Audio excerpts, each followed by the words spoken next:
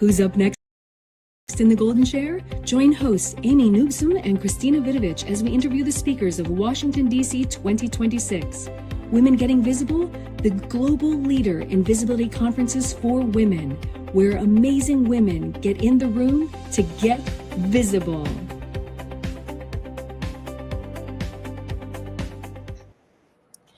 Yay, and welcome to the speaker edition for Washington, D.C. 2026. I'm Christina Vidovich, visibility strategist.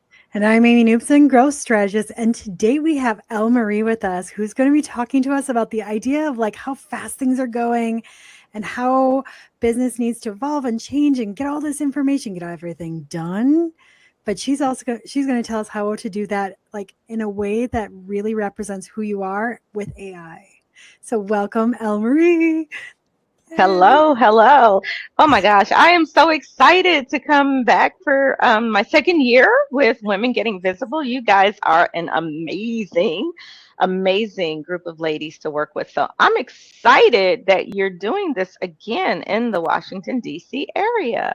Yay, and thank you for that. We are so thrilled to have you on the stage because listen, last year when you started off your presentation with some dance music and grooving on there, it's like, oh, we are bringing this back because there are some women who need to be in the room to see this. So I am so honored that you have accepted for another year, LMarie. Yay! Thank you. And thank you for having me back. Now that's an honor to be invited back. That's the honor. even with my musical influence. That's one of the things we love doing is moving and getting, in a fun way that, you're not just learning, you're doing, you're active, participating. Like that's what makes our conference a little bit different. And plus the topic, your topic is always top, like a buzzword now, AI, how do you incorporate it? But I always love how you showcase it in a way like you have to think through everything you're doing with AI. So tell me a little bit about that, like how AI, we were just talking about how AI needs to be kind of like a brain of your business and creating that space. Yes. Okay. So, and it's funny because I just did, about 2 or 3 weeks ago, I just did a session called Clone Me Stress Free, learning how to de-stress your life, especially as an entrepreneur using AI. And one of the topics that we talked about is building your AI brain. So there's so many AI tools out there, right? We are saturated, we are bombarded. There's hundreds and hundreds, thousands of AI tools. But what is the right tool for your purpose, for your business? Some people only know ChatGPT. That's all ChatGPT. Well, you might need something in addition to ChatGPT to get to your end results. So we talked about the brain behind your tool. And not to take away too much from what we're going to talk about in October, but literally I tell my clients garbage in is garbage out, because I get people say, oh, well, can I just put it in ChatGPT? Well, you can, but what are you putting in there? What is your expected result? Do you want your result to look like everybody else's result? And I know we talked a little bit offline about that the event flyers that are going around. Everybody has the same canned flyer. So how do you make yours different and unique to your brand without looking like everybody else's? So there's a lot more behind the scenes work than I think we've realized when it comes to using AI tools. Yes, and with so many tools, just like you said, there's a lot of people who don't have an idea that there are so many tools. They might know a handful. And just yesterday I sat and I was reading, I'm like, whoa, there's 20 new ones that I didn't even know existed, and how the work goes hand in hand with these tools that we're creating, the things that we're creating. But like what you do is creating that personal element. And that is so huge, because Amy and I have these conversations every week about how much more that human element is important in that AI, so that we're not creating those same flyers over and over and over again and going, oh, AI. I know, right? And you know what? That's a good point too, because the general public, and especially those that don't really use it or haven't really embraced it. So statistics show that the general public is like AI burnt out. They're sick of it. And that's the first thing they say, oh, that's AI. Oh, that's AI. Oh, that's the first thing that they say, because they are just, it's AI overload, it's AI burnout. It's, oh, well, is she even for real? Those are the questions that our consumers are asking now. I've even seen a couple of infomercials. I'm in the Maryland area, and maybe you guys have or have not seen these, but they have to do with some type of life insurance policy. The lady comes out of the back of their, like they're working at a restaurant or whatever, and I'm watching them. Even the Liberty Mutual one, I think, is AI. Yep. I'm I've seen watching that. them, and I'm like, how they are speaking and whatnot. Those are AI generated commercials. Yep. So people are noticing it. People are getting a little AI overload and tired of AI. So you do, it's here. We it's here. We don't kick it out. We embrace it. And we embrace it ethically, okay? Ethically Mhm. and authentically. And I even use the term catfishing in business, right? We're not catfishing. That's a term they use in, like, on the dating apps, like you Yeah. present yourself one way on the dating app, and then you show up for the date and you're something totally different than how you presented yourself. Mhm. Well, people don't want business owners to Mhm. catfish them. They don't want business owners to present one product, and then they get there to purchase their product and it's something totally different, because you built this amazing product in AI, and then when I get it, it's nothing like what I saw. And that includes you yourself as well. Yeah. If I tell you, if I do an AI of me, I don't know, flying a plane, I don't fly planes. So so you want to be, you can do things for fun, for your marketing and advertising, right? That's fun. If you're a travel agent and you want to AI yourself flying the plane to get your client somewhere, that's fun. But make it fun. And make it Don't obvious, I think, too. make it Like, make it you know, yeah, right. Don't yeah. make it, oh, when you work with me for travel, I'm gonna fly you to wherever. So be ethical, be authentic, be your authentic self is one of the things that we have to really get to, because the general public is just tired of it. Mhm. Well, and a lot of times when I'm talking to people with AI, I go choose when and when you're not going to use AI. Like, where do you want to use your own skill set? Because I Right. feel like, too, when, as a designer, I can use AI if I wanted to, but then I feel like I start to lose some of my own skill set a little bit, because that's what I do. And it's if you talk to any artist who stops drawing, they pick it up 2 years later. They're like, oh my gosh, I need to almost start learning this technique again. So it's kind of like choosing what do you want to like let go of and what do you want to keep, because it's uniquely you and it's how you show You up. show up. And that So is true. You don't want to lose your creativity. You don't want to lose your own logic, reasonable thinking. You don't want to lose any of those critical human skills.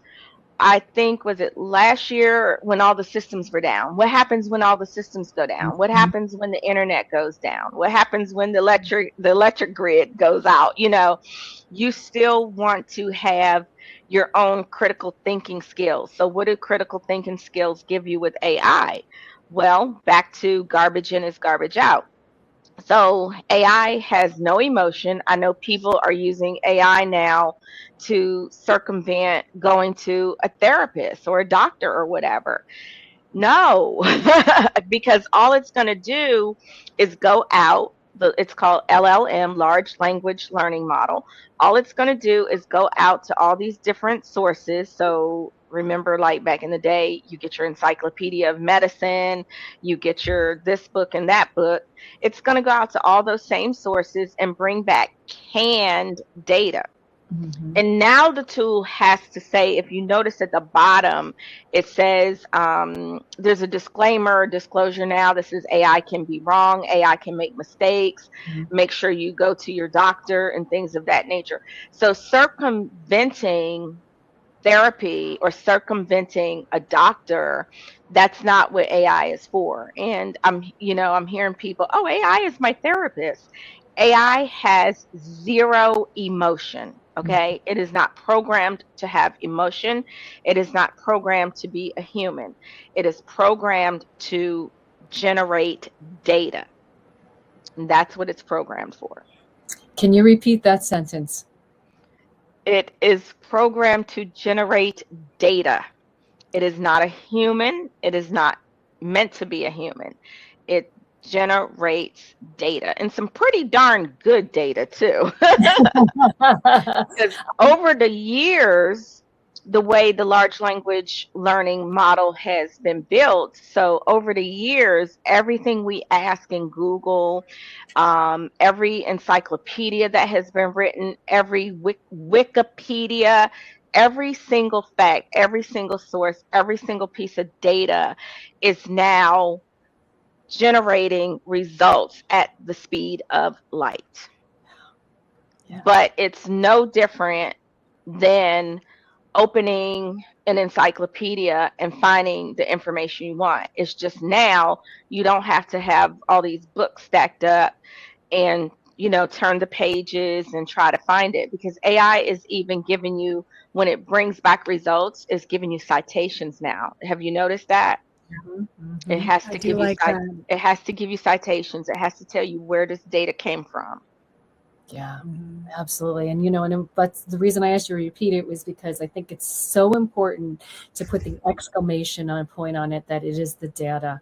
And what I love is the ethical piece that you're talking about, LMarie.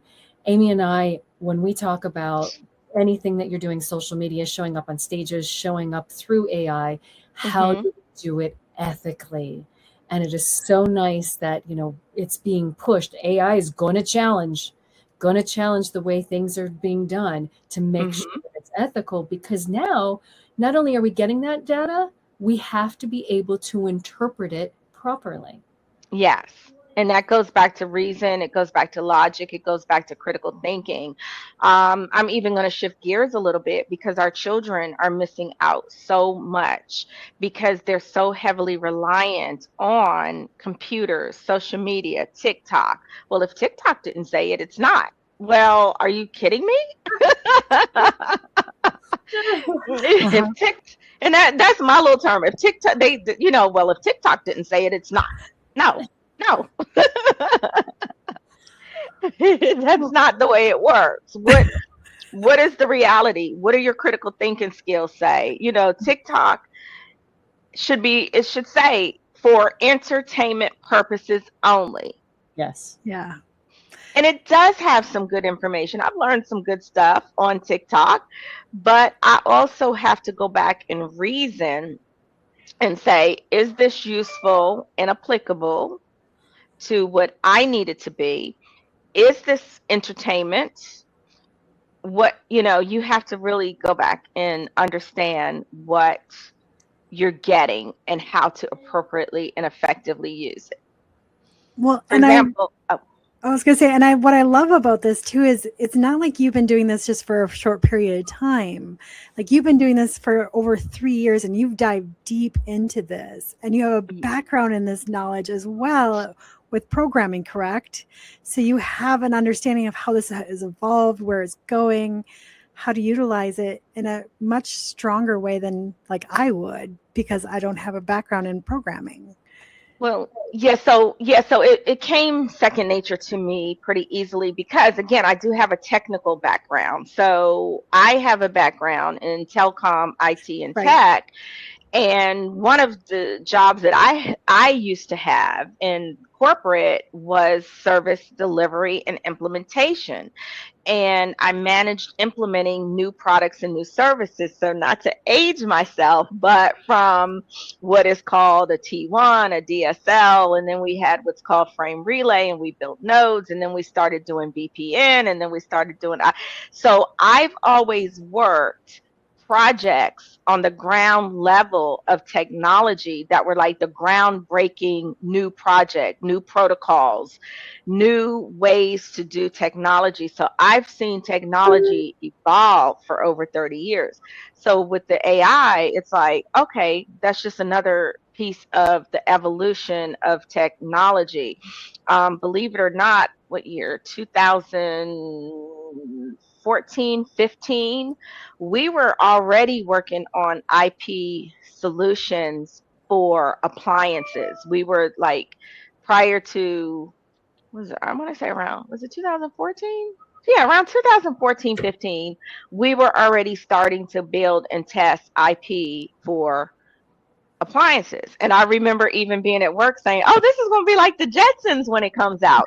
And now, fast forward, voila, your refrigerator, your stove, you could preheat your oven on your way home. If it's connected to your internet, you can turn now wait till we get somebody to actually put the food in the oven, right?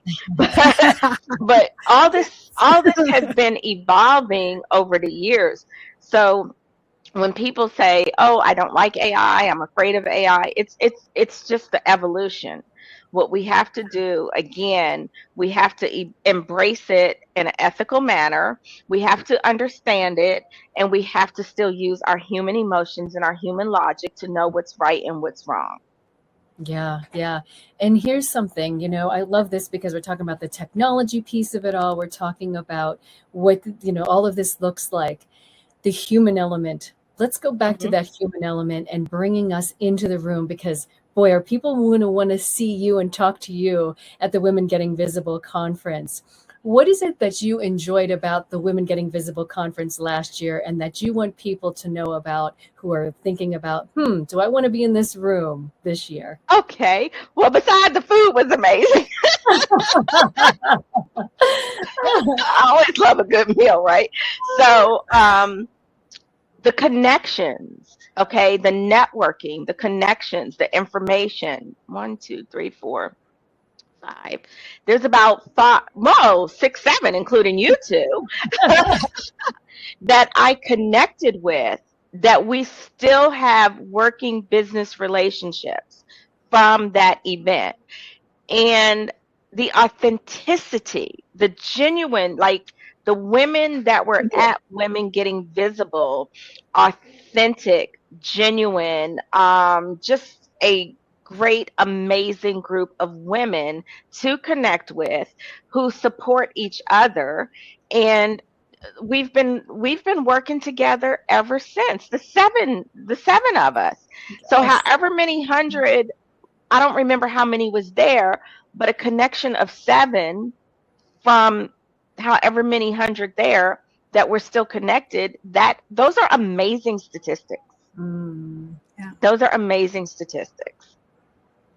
Yes. And I just remember being at the table with LMarie. I was like, oh, good. I get to be on the table with her and talking with her. Yeah, and I'm we like, ate together. about this, and that's what we love about what we're doing is it's not just getting to know them as what they do for a business, but I got to know all about her new grandchild. Like there's those personal elements you get to know when you get to network with people in person. Yeah. And you get to know them as a human as well of what their skill set is. And that's what Christina and I are all about, is the know, like, and trust. And how do you do that? Well, we create an environment to be able to bring people in like LMarie to present things in a way that are humanizing AI, of course, why not? So so the connection, and it's so funny, Amy, because he was born September 24th, like a few weeks before the conference, and voila, he'll be 1 this year.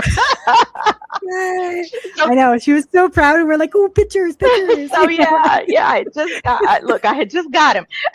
and then learning about your background and where you're from and the farm. Like, God bless you, because I could never get up and be on a farm. So that reality, what that means. So those are, connections that are everlasting. And that's why I said I don't know exactly what your numbers were, but if you were to take your numbers, let's just say it was 100. I'm making that up. It was way more, but 7 people, that's a 10% connection. Mm-hmm. And that has lasted over a year. And so I thought that was great.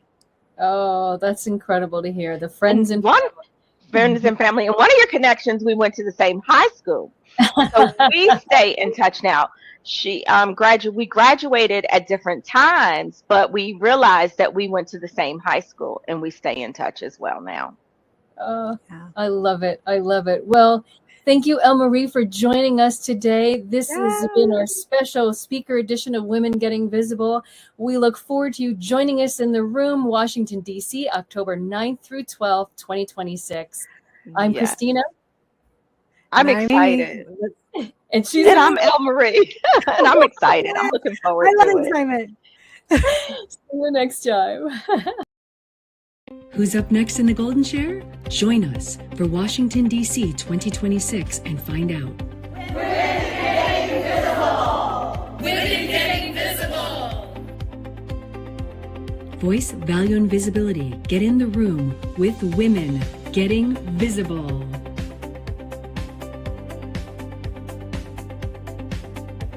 Could your community be next? Partner with Women Getting Visible to create extraordinary opportunities for women in your community.